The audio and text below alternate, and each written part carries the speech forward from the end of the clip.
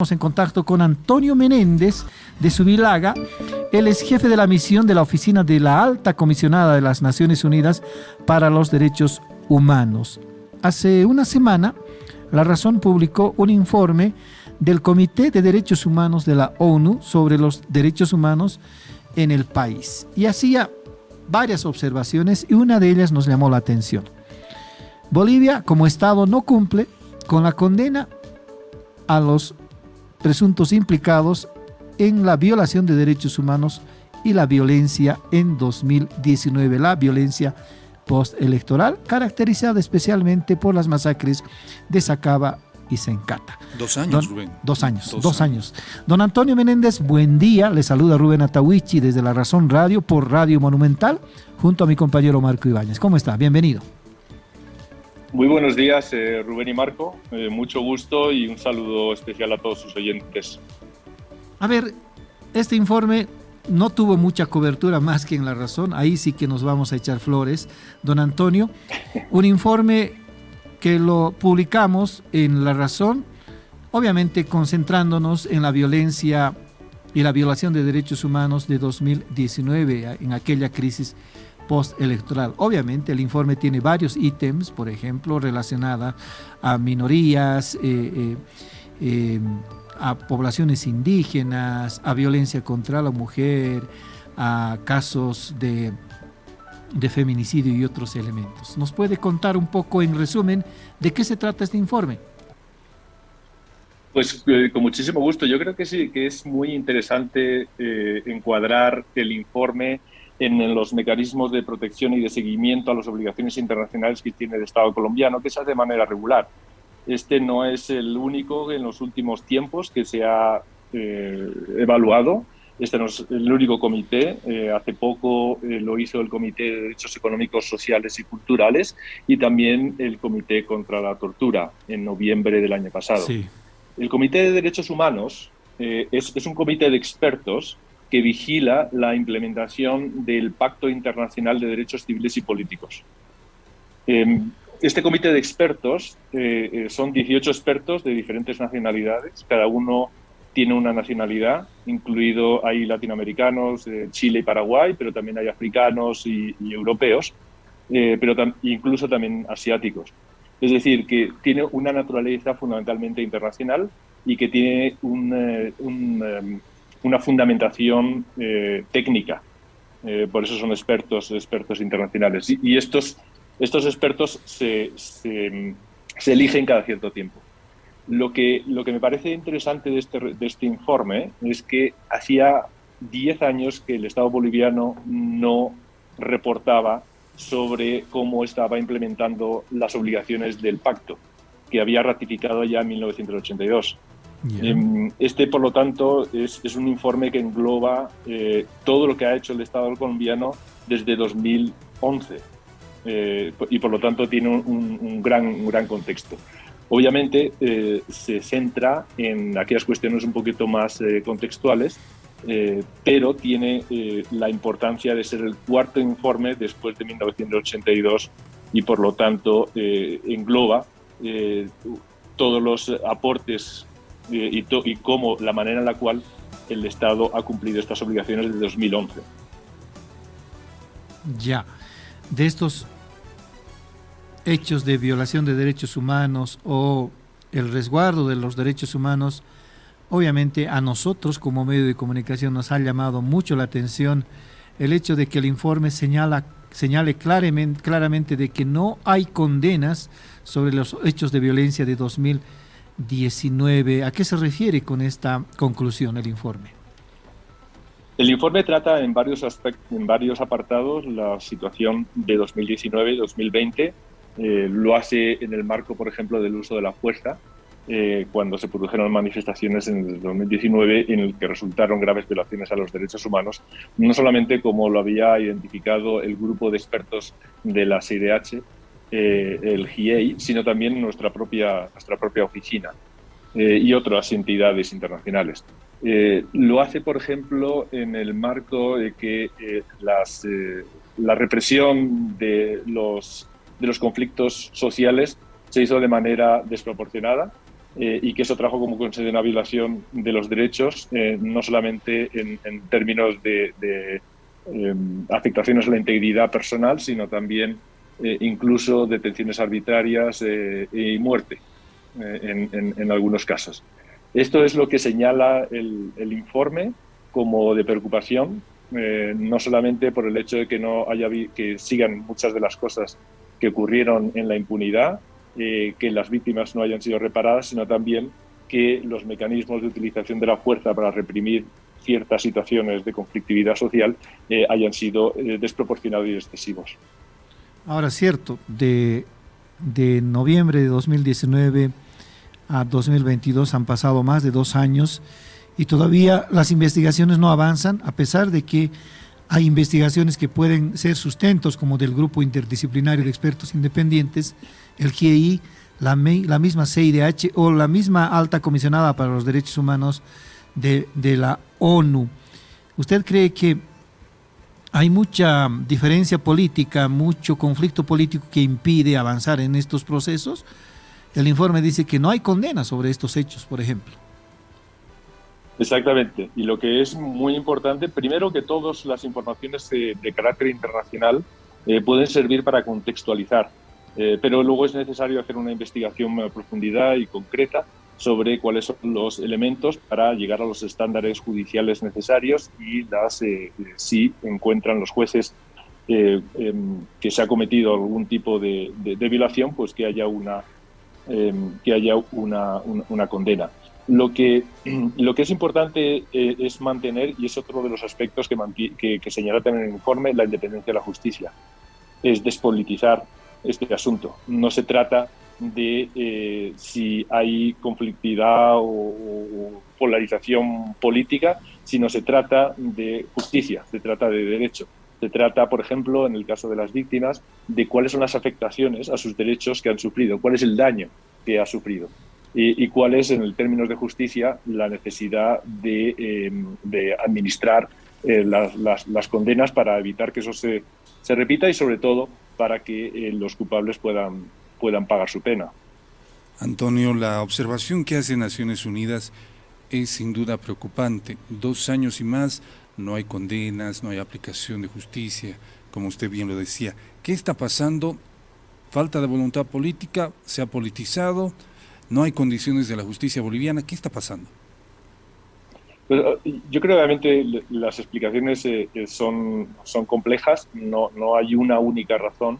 Tenemos que tener en cuenta también que a lo mejor durante el periodo de la señora Áñez no existía una voluntad política suficiente como para avanzar. Eso fue hasta octubre de 2020.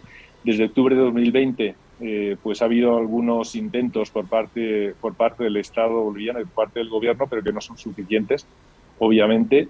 Existe también elementos que ponen en cuestionamiento, por lo menos, la independencia de la justicia, la lentitud de la justicia y, sobre todo, desde el punto de vista de los derechos humanos, lo que más nos preocupa es la reparación a las víctimas y la búsqueda de los derechos de las víctimas, tanto a esa reparación necesaria cuando se ha infligido un daño, sino también a la verdad y a la justicia. Ahora, hay investigaciones avanzadas, Antonio, en sentido de que, por ejemplo, el GIEI ha considerado como uno de los hechos más violentos las masacres de Sacaba y de Sencata. Hay una proposición acusatoria de parte del Tribunal de Justicia que ha sido presentada a la Asamblea Legislativa. Lamentablemente, la Asamblea Legislativa no se pone de acuerdo entre sus fuerzas representativas, mientras el oficialismo pretende un juicio de responsabilidades. La oposición, agrupada en Comunidad Ciudadana y Creemos, considera de que primero hay que reformar la justicia para luego, eventualmente, con una justicia independiente, imparcial, administrar justicia en el caso de los acusados de las masacres de Sacaba y Sencata. ¿Qué criterio tiene en relación a esto? Obviamente ese es un tema eminentemente político, en el que la decisión sobre el juicio de responsabilidades se tiene que dar en la Asamblea con la mayoría de las terceras partes. Pero existen otros procesos que están siendo investigados por la Fiscalía sobre las masacres de Sacaba y Sencata, que están, en principio, entendemos que están llegando a su fin para poder entrar en la etapa de juicio. Es decir, que no solamente existen los aspectos políticos que se refieren a si hay una pertinencia de un juicio de responsabilidades o no, sino también los juicios de la jurisdicción ordinaria, que tienen que ver también con los autores materiales de los hechos y cómo eso es un mecanismo adicional de otros mecanismos para encontrar los derechos de las víctimas, que es la parte fundamental. Desde el punto de vista de los derechos humanos, lo más importante son los derechos de las víctimas, no tanto el derecho o la participación de los perpetradores. Antonio, hace minutos nos decías que hay lentitud en este tema. Como Naciones Unidas, ¿cuáles serían tus recomendaciones para allanar el camino en este tema que obviamente preocupa a toda la población boliviana y a ustedes también? Pues nosotros lo que hemos recomendado y seguimos trabajando con las entidades competentes del Estado, no solamente del Gobierno, es ver la posibilidad de una mayor participación de las víctimas en los procesos judiciales, descargar de alguna manera la responsabilidad judicial en los actores, no tanto en las víctimas, encontrar mecanismos de reparación de las víctimas que no necesariamente tengan que ser judiciales y adelantar las investigaciones de la Fiscalía. Entendiendo esto también la posibilidad de establecer nuevas estrategias de persecución penal que no sean las tradicionales, como la búsqueda de documentación, la búsqueda de testigos, etcétera, sino darse un poco el lujo de usar los elementos contextuales que los informes internacionales han presentado, tanto los de la GIEI como el nuestro, como los de, por ejemplo, Human Rights Watch u otros. Esa es la parte más importante.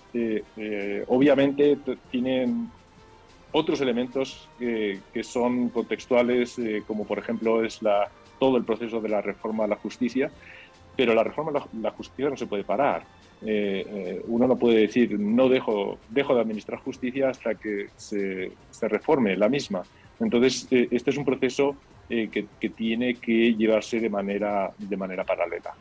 Antonio, en 2019 varias organizaciones internacionales, entre ellas la Organización de las Naciones Unidas, han expresado su preocupación por la emisión del decreto 4078 el 14 de noviembre de 2019, un día antes de la masacre de Sacaba, 5 días antes de la masacre de Sencata. ¿Usted cree que ese es el factor esencial de la violación de los derechos humanos en 2019, que se traduce en el hecho más violento como fueron la represión de Sacaba y Sencata? Pues lo que es importante es la determinación de que no hubo un uso excesivo de la fuerza y que eso se tradujo en violación a los derechos humanos.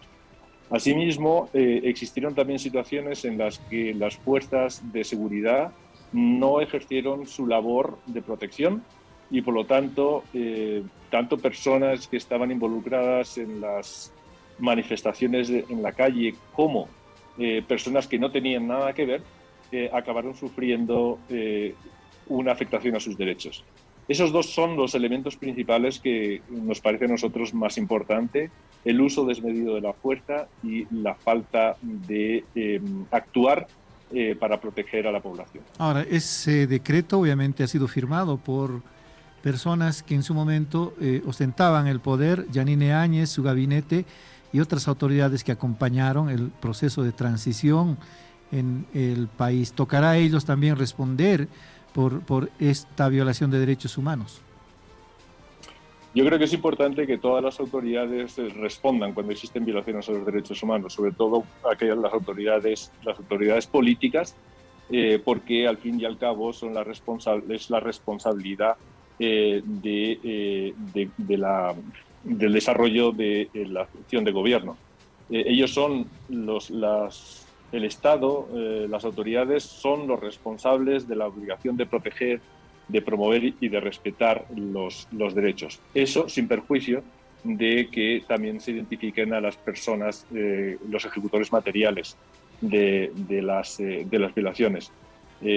Pero obviamente cuando estamos hablando de violaciones estamos hablando de responsabilidad del Estado, e incluso más allá de las responsabilidades de un gobierno de turno, sino la responsabilidad del Estado. Por eso las obligaciones internacionales van más allá del Ejecutivo y son obligaciones que implican al Estado. Lo digo porque otro de los temas que menciona el informe es la necesidad de reparación de las víctimas de las dictaduras. Estamos hablando del periodo de 1964-1982, que no tiene nada que ver con el gobierno actual. Claro. Pero la responsabilidad de reparar las víctimas es del Estado, hoy. Precisamente, Antonio, usted abundaba en la necesidad de la reparación judicial a favor de las víctimas, y encontramos en el acápite de violaciones de derechos humanos perpetradas entre 1964 y 1982 una preocupación de parte del Comité de Derechos Humanos de la ONU. Le preocupa que, pese al tiempo transcurrido, 147 de las 1.714 víctimas reconocidas mediante el Decreto Supremo 1211 de 2012 todavía no hayan recibido ninguna compensación, y que las demás víctimas solo hayan recibido el 20% de los montos asignados. ¿Qué implica esto? Es muy recurrente esto en el país, y obviamente cuando no hay atención a la reparación, incurrimos en esto que se cuestiona permanentemente en la defensa de los derechos humanos, la repetición. Exactamente. La no repetición, las medidas de no repetición es una de las medidas de reparación para las víctimas. Lo que es interesante en este caso es que no solamente estamos hablando de ese número que parece un número nimio, sí, sino que únicamente se aceptaron 1.714 víctimas para ser consideradas, de una lista que inicialmente tenía más de 7.000. Y uno podría pensar que en un periodo de 1964 a 1982 no hubo únicamente 1.714 víctimas de las violaciones a los derechos humanos. Entonces esto exige todo un proceso de revisión de cómo se ha llevado a cabo la identificación de las víctimas, de identificación de los hechos violatorios y cuáles son las medidas de reparación. Y esas medidas de reparación no solamente son de carácter judicial, sino que pueden ser también de carácter administrativo, en el que el Estado ponga una acción proactiva para poder reparar. Creo que eso vamos por buen camino en ese sentido, porque el Ministerio de Justicia estableció una mesa interinstitucional de reparación a las víctimas, en las que se está desarrollando un proceso para reevaluar cómo se ha hecho esta inicial reparación y cómo se puede completar el camino. Y la diferencia del proceso que existe ahora con los procesos anteriores, yo lo pondría en tres elementos. Un primer elemento que creo que es la primera vez en el que el Estado toma de una manera integral el tema de la reparación. Entonces, en esa mesa no solamente está el Ejecutivo, sino también está la Defensoría del Pueblo, está la Asamblea Plurinacional, incluso estamos nosotros también participando. En segundo lugar, hay un elemento temporal. Mientras que anteriormente se fundamentaba un poco en la lentitud de los procesos, que todo tiene que tener un debido proceso en ese sentido, pues con esa justificación han pasado años y años, decenas de años. Entonces este proceso debería tener un límite temporal. Y en último lugar, creo que mientras que en los anteriores procesos las víctimas fundamentalmente eran objeto de atención, es decir, que se les identificaba para poder entregarles algún tipo de compensación económica, ahora los entendemos, y el Ministerio así también lo reconoce, como sujetos y protagonistas de la reparación, es decir, que tienen que tener una participación en las decisiones que se tomen. Estamos hablando con Antonio Menéndez de Zubillaga. Él es jefe de la misión de la Oficina de la Alta Comisionada de las Naciones Unidas para los Derechos Humanos en La Razón Radio y en Radio Monumental, sobre el informe del Comité de Derechos Humanos de la ONU sobre la falta de condena sobre violación de derechos humanos en 2019 y otros asuntos que preocupan a esta entidad multilateral.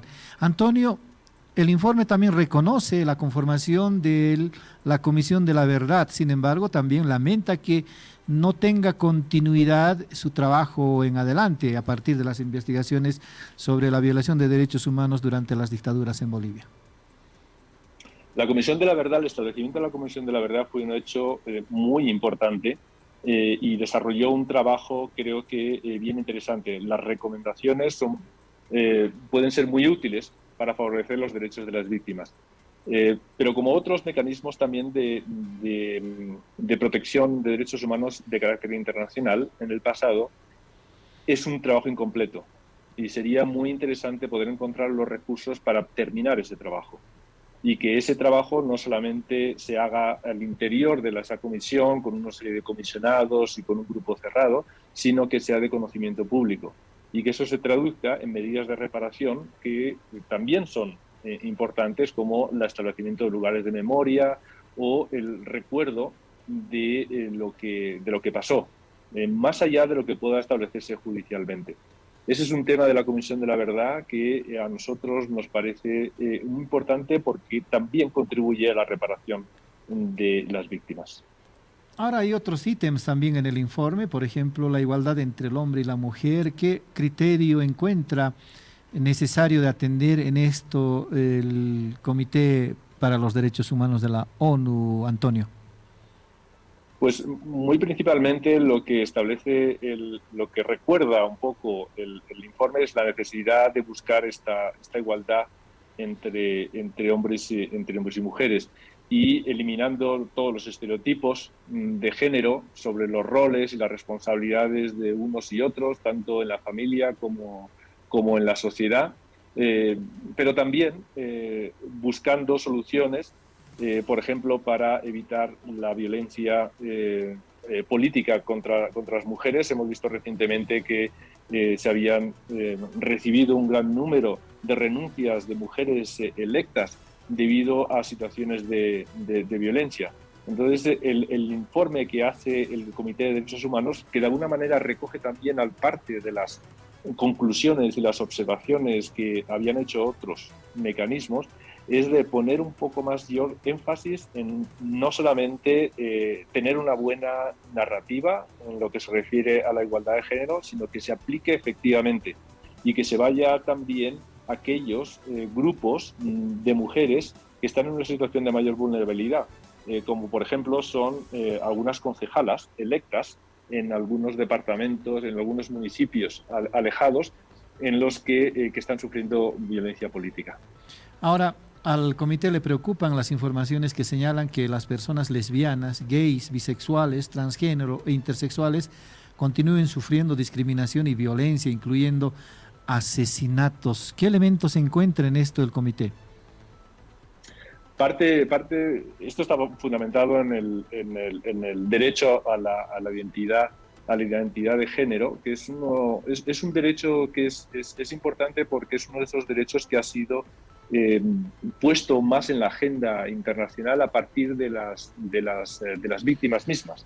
Mientras que otros derechos, por ejemplo, este Pacto Internacional de Derechos Económicos, de Derechos Políticos y Civiles, fue creado en 1966 por un grupo de expertos que se sentaban en una oficina en Nueva York y salían con aquellos derechos que eran importantes. El derecho a la identidad de género nace un poco de la base, no nace de un comité de expertos. Esa es una parte importante que yo creo que también se reconoce.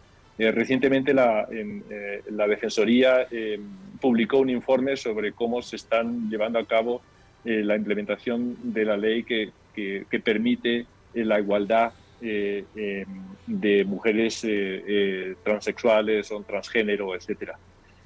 No solamente son atentados contra la vida, sino un poco es el cambiar el paradigma de pensar que las personas, por tener una identidad de género o una orientación sexual, pueden ser diferentes o pueden tener menos derecho.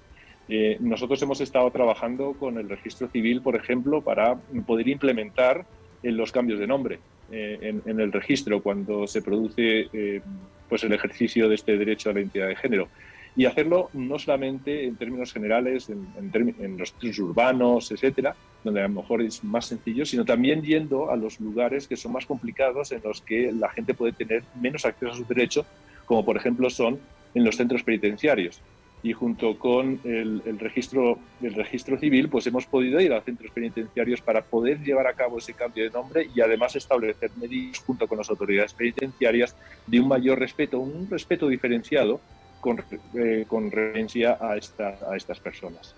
Antonio, este informe, ¿a qué autoridades bolivianas ha sido presentada y cuál fue la respuesta? ¿Cuál es el compromiso? Como el formato en el que se desarrollan estas evaluaciones de cómo los estados cumplen con las obligaciones internacionales, por ejemplo, en el Pacto Internacional de Derechos Civiles y Políticos, se hace a través de discusiones y de presentación de informes. El Estado presentó varios informes. Su primer informe fue presentado en 2019.